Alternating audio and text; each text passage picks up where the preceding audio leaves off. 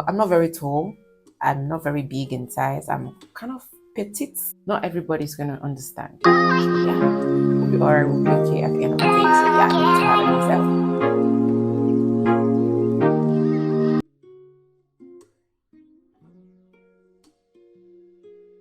Hi, my loves. Welcome back to my YouTube channel. Welcome if this is your first time. Thank you for stopping by. My name is Etienne Brooks, and on this channel, I get to share with you how I'm navigating my life in my 20s. I get to show you what exactly the world is through my own eyes. Just recently, I launched my clothing brand, and I'm very excited about that. I'm very excited. I'm very pleased. I'm very delighted to have finally put that out. It's been a very long time, and I finally had the courage to put it out. So guys, I'm gonna leave my business Instagram link in the description box. So please do well to follow, do well to patronize, tell a friend to tell a friend to tell another friend that we are in business. So guys, I thank you so much for stopping by once again. I'm so grateful. It's been quite some time I've not sat here to talk, and this is me. In today's video, I just want to talk about lessons that I'm learning in my 20s. So oftentimes I see posts, I see videos on the things I regret in my 20s, the lessons I learned in my 20s, the this is I learned in my 30s. And I just thought that, right here and now, I'm in my 20s, I'm in my early 20s, and there is so much that I'm learning.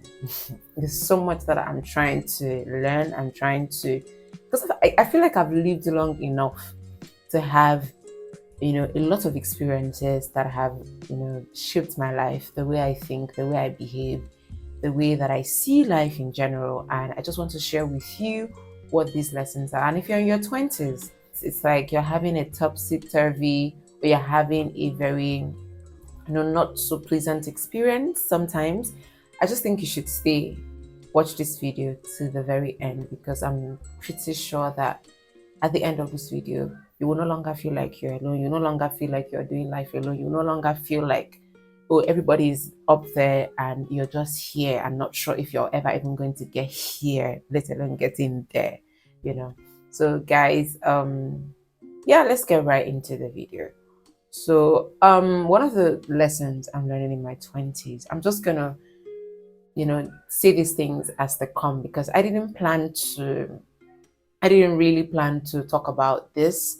What I initially planned to do, I planned to do a completely different video. I scripted a completely different video, and it just occurred to me that I keep seeing all of these other videos, and I just feel like, okay, you know what, let me actually, you don't have to wait till you're 30 before you see, these are the lessons. I feel like right now, here and now, they're lessons, and I want to share them. So one of those lessons is that, people come and go. I feel like, I don't know why I started with this point. I hope that I try to speak in a measured tone, and my emotions are quite balanced throughout this video, because it's quite emotional. For me as a person, it has been one of the toughest things in my life in my 20s is having to watch people that I love dearly and want to keep in my life go. It's either I let them go, or they go because the condition is no longer comfortable for them, it's no longer suitable for them, or something just happens and you no longer get to talk as we used to talk. And I have noticed that sometimes the more you want them to stay, the more you want them to be there for you, the more they want to leave. The more you want them to see that, you're worthy, you're my friend.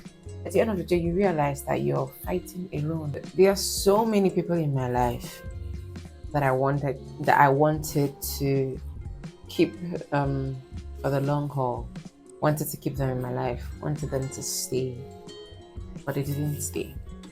And it has hurt me so much.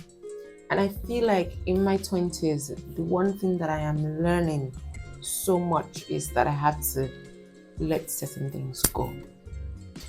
And to understand that the longevity or how long someone is going to love you, stay with you, be friends with you, isn't really up to you.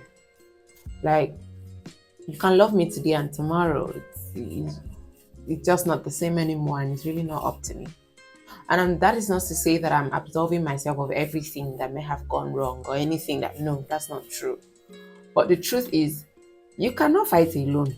If you want the relationship to work, the other person has to be just as invested as you. And it's not all the battles I have to fight. I don't always have to fight for these people to stay. People come and people go. It's the way life is. I mean, I wish it wasn't that way.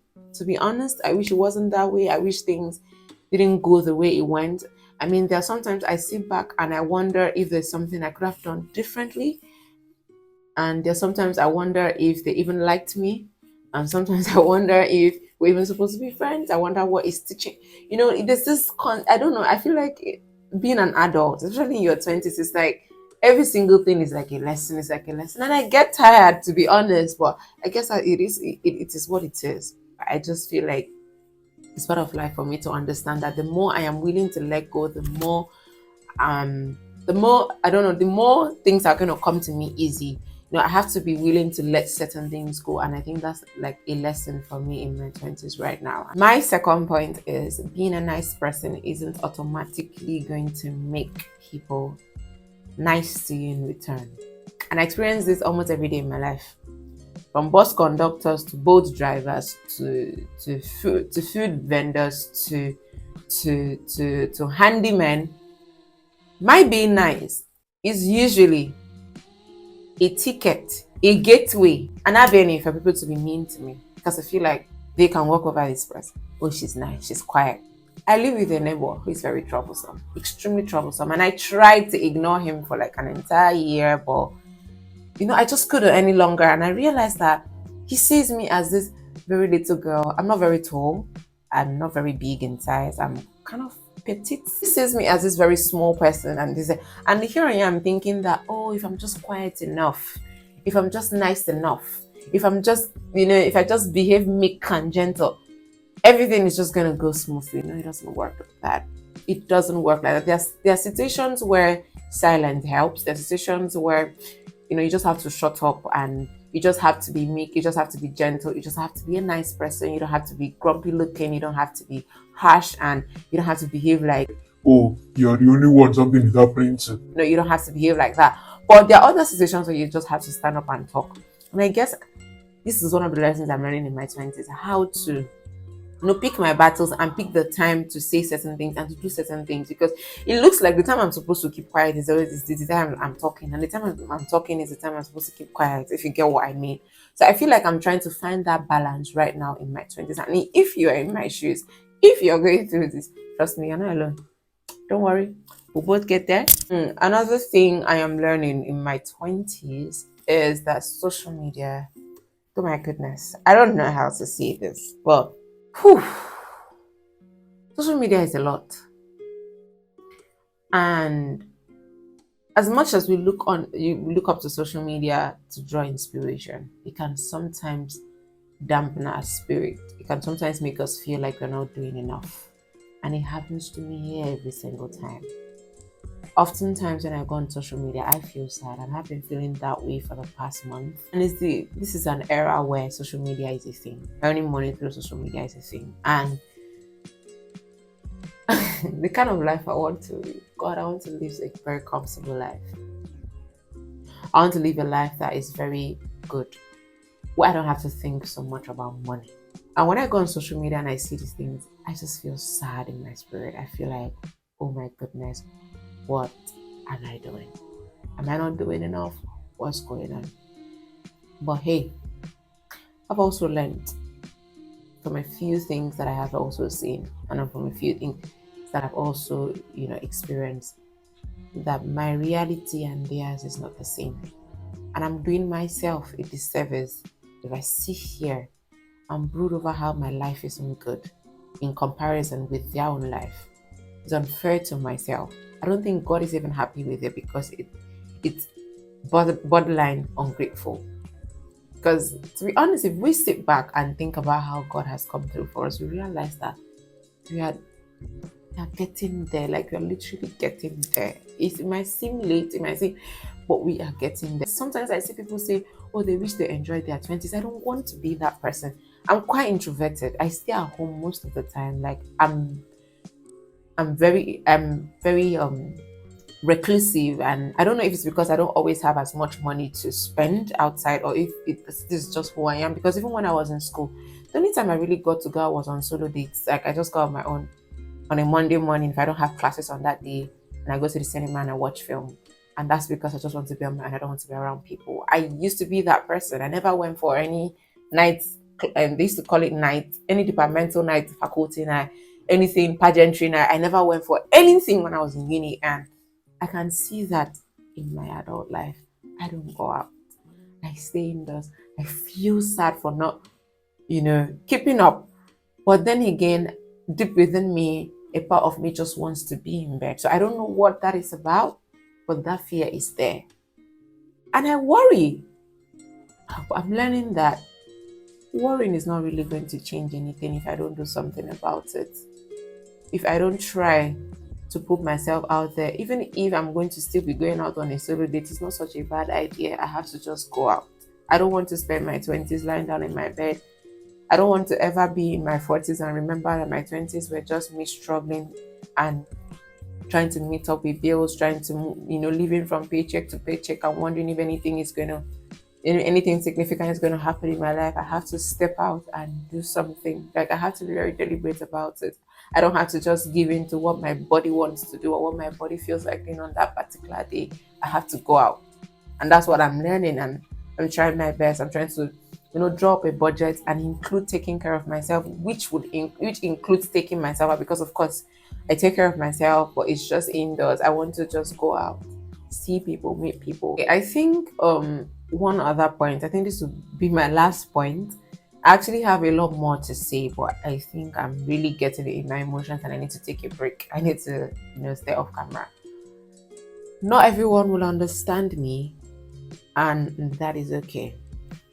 So, for someone who is an empath, one of the lessons I'm learning in my 20s is that not everyone is going to understand me.